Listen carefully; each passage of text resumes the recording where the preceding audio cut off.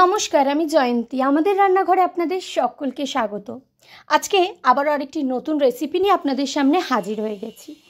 আবারও একটি ইলিশের রেসিপি নিয়ে কিন্তু আপনাদের সামনে হাজির হলাম।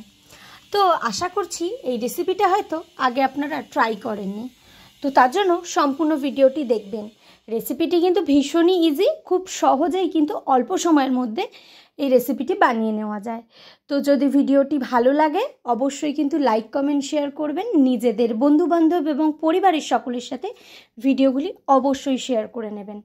আর যারা যারা এখনও পর্যন্ত চ্যানেলটি সাবস্ক্রাইব করেননি তাদের কাছে রিকোয়েস্ট করব, প্লিজ চ্যানেলটি সাবস্ক্রাইব করে নিয়ে পাশে থাকা বেল বাটনটি কিন্তু অবশ্যই প্রেস করে দেবেন।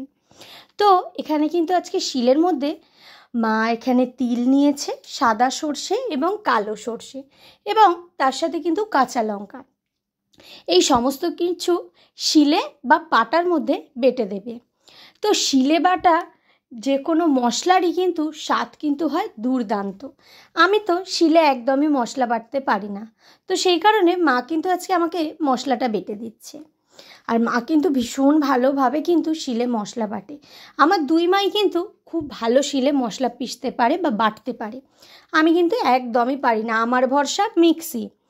তো কিন্তু কেন জানি না এইসব জিনিস একটু সর্ষে দিয়ে করা জিনিস মিক্সিতে যেন সেই টেস্টটা হয় না। সেই কারণে মাকে বললাম তুমি কিন্তু একটু শিলে বেটে দাও। তো মাও কিন্তু আমাকে এখানে শিলে বেটে দিচ্ছে। আর ওই যে বললাম লঙ্কা, তো একটু লঙ্কাও দিলাম, কেন কি একটু লঙ্কা দিলে একটু ঝাল ঝাল না হলে ইলিশ মাছটা ঠিক জমে না।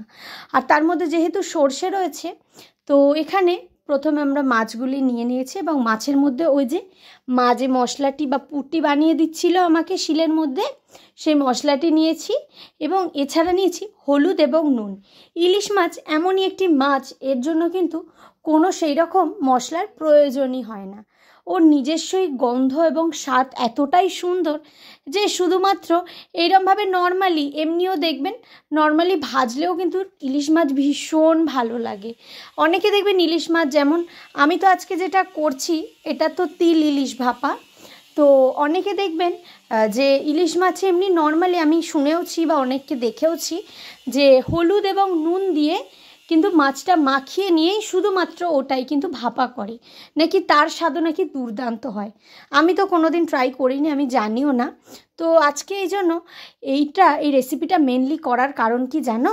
মেনলি করার কারণ হলো ওই যে আগের দিনে তোমাদের সাথে একটা রেসিপি শেয়ার করেছিলাম না, ঝিঙ্গের। ওই রেসিপিটা খাওয়ার পর তোমাদের দাদাভাইয়ের এতটাই ভালো লেগেছে, তোমাদের দাদাভাই বলল এটা ইলিশ মাছ দিয়েই করলে মন্দ হবে না, তো তোমরা কিন্তু ইলিশ মাছ দিয়ে কালকে বানিয়ে দিও। তো আমি তো যেহেতু মশলা বাটতে পারি না, তো সেই কারণে বললো তোমরা তো, মা তো মশলাটা বেটে আমাকে হেল্প করে দিয়েছে। আর এইদিকে কিন্তু আমি ইলিশ মাছের টুকরোগুলি ভালো করে কিন্তু মেখে নিয়েছি এবং এর মধ্যে কিন্তু একটু জল দিয়ে দিয়েছি। আর ওই যে আমি প্রতিবারই রান্নার ক্ষেত্রে আমার যেন মনে হয় চিনি ছাড়া যেন রান্নাটি অসম্পূর্ণ, তো সেই কারণে আমি কিন্তু একটু সামান্য চিনি দিয়ে দিলাম। এছাড়াও কিন্তু এর মধ্যে যেহেতু ভাপা হবে তো একটু কাঁচা তেল তো দিতেই হবে, তো সেই জন্য কিন্তু কাঁচা তেলও দিয়ে দেবো। ওই যে বললাম জলটা প্রথমে দিইনি, এখন এইখানেই কিন্তু আমরা এই টিফিন বক্সটির মধ্যেই কিন্তু আমরা জলটা দিয়ে দিয়েছি। তো একটু নাড়াটালা করে নিচ্ছি। তো আমাদের এই রান্নাঘরের ভিডিওগুলি আপনাদের কেমন লাগে সেটা কিন্তু আমাকে অবশ্যই কমেন্টস করে জানাবেন। এদিকে এই পাত্রটিতে আমরা পরিমাণ মতো জল দিয়ে মাছটি ভাপা করে নিলাম।